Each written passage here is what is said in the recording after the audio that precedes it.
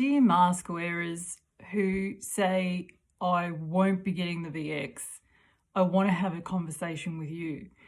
And I want you to know right off the bat that I am not going to bag you for your mask wearing. I'm not going to call you names. I'm not even going to tell you to stop it. But what I want to put to you, what I want to have a conversation with you about today is bigger picture on all of this and bigger picture on why we feel we can't follow our own desires on some things and then think, oh, but if it was bigger than this and more important than this, I would be able to. That's what I want to talk to you about today. So I know that a vast majority of you are wearing masks because it makes your life easier. You don't want the conflict. You don't want to be odd man out. Maybe you're with your children. You don't want them to be subjected to nastiness. There's a million reasons, and I understand and I respect your choice. I personally actually have no issue with people making choices. That's actually the world I want to live in. But what I want to say to you is, when I see you wearing a mask, but then say, no, I'm definitely not having the VX. Here's what I want you to know. The mask is the trial.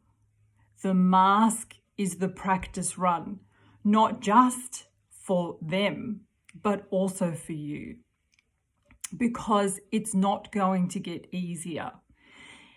And I want you to understand that not wearing a mask is the same as not going against the family. It's the same as when you're in school and everybody wants to do something and you don't really, but you feel like, I'll just go along.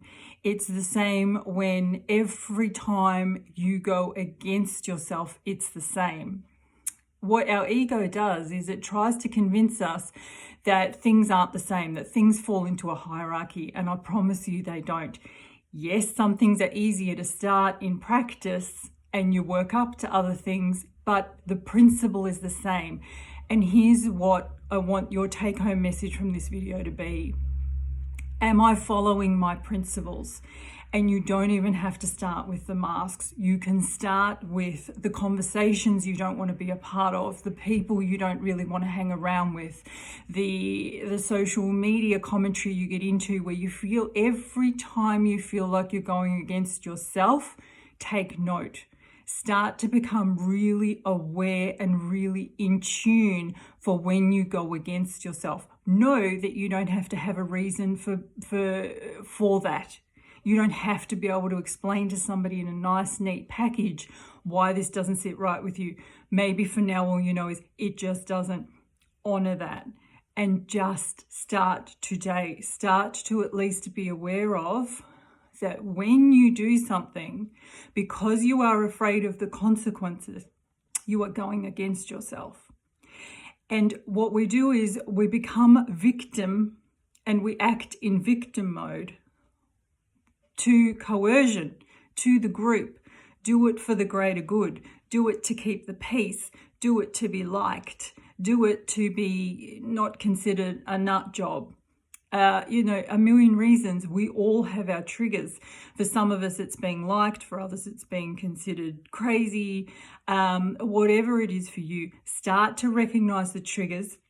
Start to recognize what your fears are. Honor them, but become conscious. Today, practice, because this is a practice to get to that point, because it's not going to be easier to say no to the VXs than it is to the masks. It's actually going to be harder. That is not a message of doom and gloom. That is just because it's worth more to them. It's worth more money. It's worth more control. It's worth more power. It's worth more sticking to their word of what they've said. It's worth more honoring their agreements with each other and with industries and things they've signed and said yes to. So know that. Start with something. Start today. So start today to be aware of where you go against yourself. Start to recognize that when you do something that dishonors you, that is far more detrimental to you than anything the crowd could do to you or say to you. Because that's no way to live your life. You are living your life in disregard to yourself, and there is no greater dishonor. Start to recognize coercion when you see it. One of my local supermarkets had a sign out the front saying, if we can wear masks for 8 hours a day, surely you can wear it for 10 minutes. Beautiful example of coercion. So where does that end? Surely if I can inject myself with this, you can too. Surely if I can inject my child with this, you can too. Surely if I can agree to be tracked and whatever, you can too.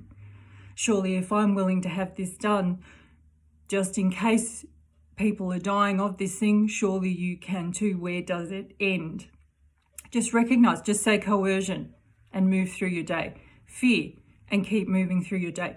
Start to be aware of it consciously. Start to name it and start to make choices where you honor and regard yourself. They don't even have to yet be about a mask. They can be about saying no to the thing you want to say no to. They can be about sharing the thing on social media you want to share. They can be about blocking the person that you feel has been disrespectful for a really long time. It doesn't matter.